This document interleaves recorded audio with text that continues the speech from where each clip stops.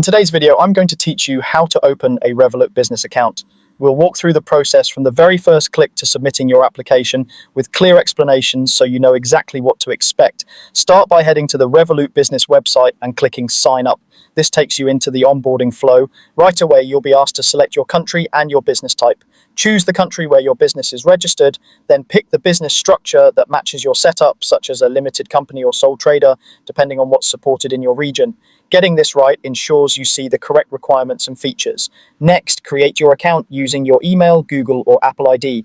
If you have a dedicated work email, it's a good idea to use it here to keep business communications organized. You'll verify ownership of that login, so keep access to your inbox or device handy.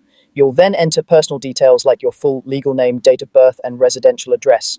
Make sure these match your identification documents, as Revolut uses this information during verification. Accurate entries here help prevent delays. After that, provide your business details. You'll enter your company's legal name, registration information such as a company number if applicable, and a short description of what your business does. Use the registered information exactly as it appears in official records. If you have a website or public profiles, be ready to reference them as they help clarify your activities. Now complete identity verification using your ID. Follow the on-screen instructions to scan your document, and if prompted, take a quick selfie.